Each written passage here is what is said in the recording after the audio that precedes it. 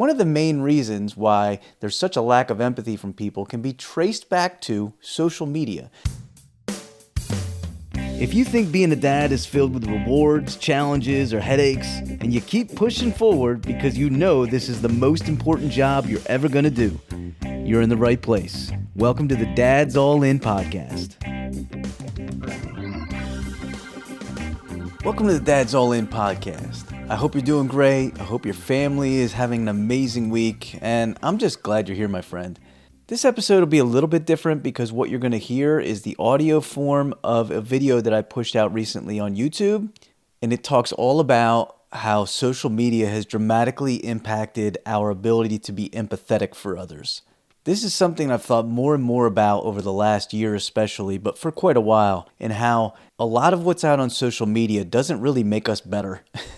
It works against us. And if you want more information about how you can take control of your algorithm and control your social media use and all those kinds of tips, look at the previous episode that I put out. I talk about how you can train your algorithm, and I even talk about how I got sucked into watching these slap competitions, which were some of the most ludicrous things I've ever seen, but I couldn't turn away, and I kept getting it fed to me over and over and over again. So go back and check that out. But this episode is going to dive into why social media is actually directly impacting our ability to be empathetic as humans. And from a parent standpoint, this is super important because we need to model empathy for our kids. They need to know that it's okay if mom and dad show that they care about others. Whether we agree with people or disagree with them, you know, if you've been listening to me for a while, I have really strong opinions about absolutes. And I always say the majority of the answers are in the middle. So the best example I'll go to is our political society. Things are pulled way to the left, things are pulled way to the right, and the people on the right are yelling at the left and the left to the right. And in the end, I sit back and think there's a common ground, and why can't we just work together and have some compassion for each other and some understanding? So in this clip, you're going to hear my thoughts about how social media has impacted us and our empathy towards others, and what you can do to help yourself if you feel like that is the case for you. I'll use this as a quick plug, as a reminder. I'd love for you to hop over to our Dad's All In podcast YouTube channel and get involved in the comments. Specifically this video, I'd love to hear what you have to say in this video. And generally speaking, the content that I'm putting out on YouTube is not the same that you're getting in the audio form. So let's dive into it. Have you noticed a lack of empathy from people lately? You might say empathy's for the weak. And if that's the case, I'd say I feel bad for you. And I'd also say you're doing a disservice to your kids if you're a parent, because we should be modeling what empathy looks like on a regular basis. One of the main reasons why there's such a lack of empathy from people can be traced back to social media. So in this video, I'm going to talk about why that might be happening, and I'm going to give you some tips on what you can do to help give yourself a good empathy reset so that you're feeling a little bit better about yourself and you can help others. So here's a foundational principle. When you're feeling good about yourself, you're usually more empathetic to others. In other words, when you're feeling good about the things that are happening in your life, you're more willing to reach out and help others who might need help, or you're just more willing to listen to others and try to understand their perspectives a little bit more. If you need an example, think about nonprofit organizations and businesses. What do they do to try to stir up some money for whatever great things that they're trying to do? They'll invite people to some big event, and they'll socialize them, turn on some music, maybe have some drinks, and get them feeling good about themselves before they actually pitch for their money to go towards whatever thing that it is that they're hoping they get. Like funding for medical supplies or research, or even like my wife who helps with a nonprofit reading organization. They need funds to help their business grow so they can do good things. So what do? They bubble up the people and get them feeling good about themselves, and they become more empathetic to the cause that they're there to support, and they give more money. Today, I'm not asking you to give more money. I'm just asking you to think about how empathetic you are and how you can help others be more empathetic. And social media is playing a role in this. So what is it about social media that chips away at your ability to be empathetic? Well, I'll give you a few reasons, and actually the last one's probably something you definitely haven't thought about too much. First of all, the content on social media might not be what your brain actually needs to function. In other words, you might be shown things that isn't in your best interest. If you go back to a previous video that I put out, you'll know that a goal of social media is to actually just keep you on their platform. They don't really care about whether it's the best thing for you. They care about keeping you on the platform. And what do we know about social media? It's going to put things in front of you that intrigue you or interest you. And that's not always going to align with what makes you feel good in life overall. I've said previously that one of the platforms that I watch, it will constantly show me things that I don't necessarily need. For example, slap fighting. I would get constant feeds of slap fighting, and it's not good for me to watch. I don't really think it's a great thing for society in general, for people to hit each other until they pass out or knock themselves out. But it kept popping up, and I kept watching it because I was intrigued. It's like watching a car wreck.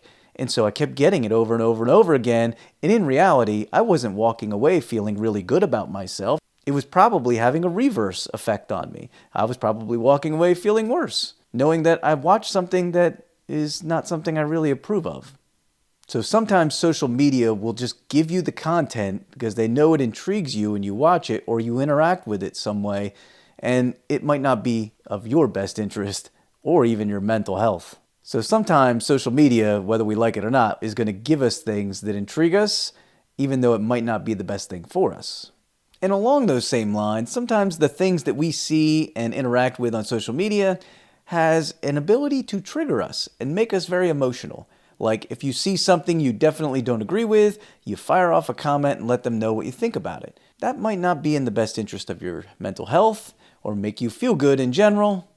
But I think we all do it from time to time because we feel like we're triggered, we're emotional, and we want to let them know what we think about them. But in reality, we're not really helping ourselves because we're interacting with something that isn't helpful to us. But because we're interacting with it, we're going to get more and more of it. That's kind of how it works. And in case you aren't familiar, there are plenty of opinions out there on social media and people who will let you know exactly what they think about things. So if you comment on something, they may have a few things to comment back at you, and on it goes. And in many cases, people aren't all that grounded on social media. They feel like they can say whatever they would like to, and so it's very unfiltered. For example, I recently put out a video that said that I have family that are Republicans, some are Democrats, and some are independents, and shockingly, we all still love each other. You would not believe some of the comments that I got from both sides of the aisle politically, just because I still love people who might not agree with the things that I believe in politically. Crazy, I know. So the tendency to get triggered online is pretty high, and we all have to be careful because it directly affects our mood, which can directly affect our ability to be empathetic for others. In general, there doesn't seem to be a lot of understanding in people being more empathetic online. I recently knew this person who did something incredibly generous, and yet you would think in the comments it would just be loaded with people who said, "You're amazing, way to go, tremendous job by you." And some of that was there. However, there were plenty of people who were thinking there must be some kind of reason why he did this, some kind of ulterior motive that made him do it. Almost like you can't be a good person. And in reality, the majority of people are. You just might not find that on social media a lot of the times. Another factor about social media is that this is where a lot of your fringes live. And it makes it seem like a lot more people agree with them than actually may in reality. I recently heard this study about political views, and it turns out about only 14% of the population have the extreme views, the ones way on the left and ones way on the right. However, if you're on social media, you might think it's a whole lot more than 14% because there's a lot of divisiveness that gets flung around and people just refusing to listen and try to understand the viewpoints of other people. However, that study also says that the vast majority of Americans are more towards the middle, but you would never figure that out on social media and all the things that are thrown around and the rhetoric that exists there. So sometimes the misleading portions of social media can directly affect you, and, as I said previously, it can trigger you pretty easily. And although there's plenty of other reasons why social media can affect your empathy levels, here's one you probably haven't thought about: sleep. social media can have a dramatic effect on your ability to sleep. And what do we know about sleep patterns? If you're not sleeping well, you're probably not feeling your best. You're not feeling as great, and probably affecting your ability to be empathetic. As somebody who has twins that didn't sleep for 18 months for more than 2 hours at a clip, I can tell you, for those 18 months, I probably wasn't the most patient person in the world. I probably wasn't the most empathetic. I sometimes wonder how my wife and I even survived that patch. Thankfully, we did. However, I can tell you, during that patch of time, we were just thinking about survival. We weren't necessarily thinking about how empathetic and helpful we could be for others. So your sleep and your sleep patterns can have a dramatic impact on how empathetic you're going to be towards others. And another thing to keep in mind about social media is that a lot of people check it right before they go to bed. And so what happens is you then get triggered or find something that maybe makes you upset or even gives you a dopamine hit because it gets you stimulated. And then it gets difficult for you to fall asleep. Or maybe it just becomes challenging in the middle of the night when you wake up and your brain is constantly racing and thinking about the things you saw online. So there's a direct correlation between sleep patterns and your mood, and from your mood to your lack of empathy or your ability to be empathetic.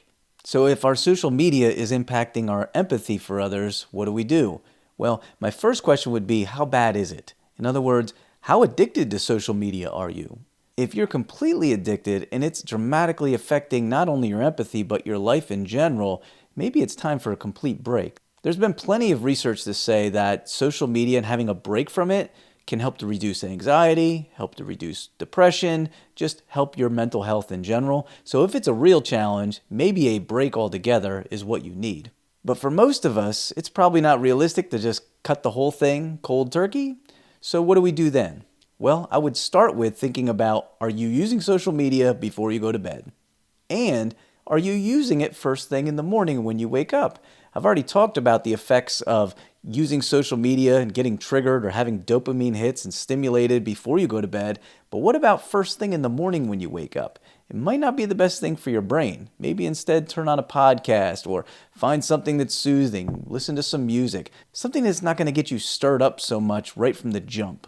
And next I would say, you maybe want to think about how you can control your algorithm that feeds you information, feeds you the reels, feeds you the posts, because you actually can take control of that situation. I did a whole video on it. I'll link it at the end.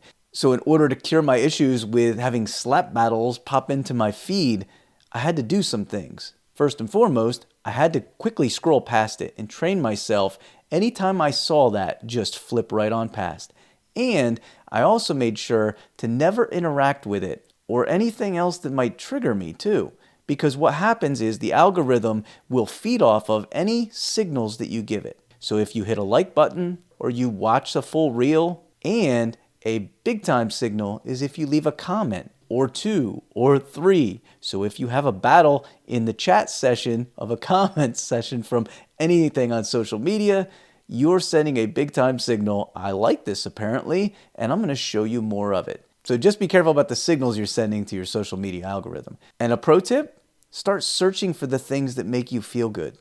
You can actually find things that are inspirational to you, that make you feel good. Maybe things that will bring out the empathy of you. Search it out and send signals to the algorithm that you like it by hitting the like button and interacting, putting comments, multiple comments, letting the algorithm know this is the kind of stuff that I want. So send some signals to it by watching the whole reel, the whole video, and having some kind of interaction. That's going to tell the algorithm, I like this stuff. I prefer it over the other stuff you've been showing me that makes me angry all the time. Thanks for sticking around. If you got any questions you want answered on the show, or you just want some feedback or want to share some ideas, shoot me an email, dadsallinpodcast@gmail.com, or send me a DM on any of the socials @RechargedFamily. Thanks for listening.